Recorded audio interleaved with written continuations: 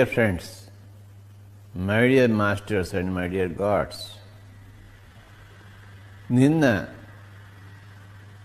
రాఖీ పౌర్ణమి జరిగింది. ఈ రాఖీ పౌర్ణమి నాడు ఒక గొప్ప సాంప్రదాయం, ఈ రక్షాబంధనం. ఆలోచించి చూస్తే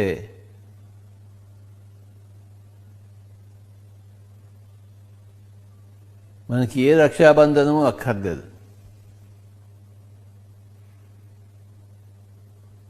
ఆత్మకి రక్ష అవసరం ఏముంది? ఆత్మ ఎప్పుడు చావంది కదా, ఇంక దేని నుంచి మన రక్షణ కోరుకోవాలి? ఈ రక్షణ కావాలి అన్న ఆ భావనే బంధం.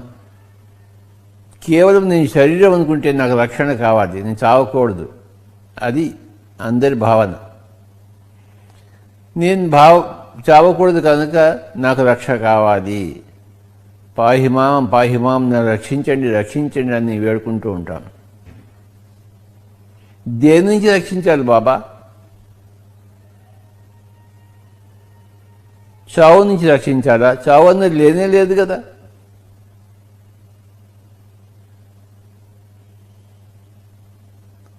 అవమానం నుంచి రక్షించాలా? అవమానం అన్నది లేనే లేదు కదా. నువ్వు శరీరమే కాదు, చావు లేదు. నువ్వు మనస్సే కాదు, నీకు అవమానం లేదు. నువ్వు బుద్ధి అనేది కాదు, ఇంకా అజ్ఞానం ఎక్కడ ఉంది?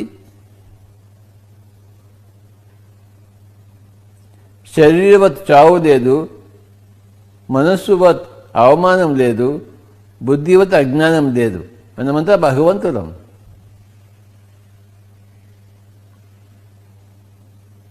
ఇంకా మనకి రక్ష ఎందుకు? దేని నుంచి రక్ష కావాలి మనకి? నాకు రక్షణ కావాలి, నేను నిన్ను రక్షిస్తాను అన్నదే ఆ భావనే ఒక బంధనం, మహాబంధనం. నేను నీకు ఈ తాడును కడతాను, అది నీకు రక్షగా ఉంటుంది, నిన్ను ఆపదల నుంచి రక్షిస్తుంది.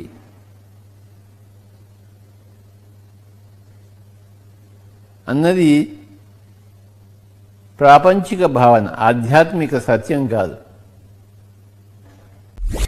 Hi masters, Patriji vegetarian channel ನೋಡಿ, ಲೈಕ್ ಮಾಡಿ, ಶೇರ್ ಮಾಡಿ, ಸಬ್ಸ್ಕ್ರೈಬ್ ಮಾಡಿ ಹಾಗೂ ಮಾಡಿಸಿ ಬೆಲ್ ಬಟನ್ ಕ್ಲಿಕ್ ಮಾಡಿ. Thank you.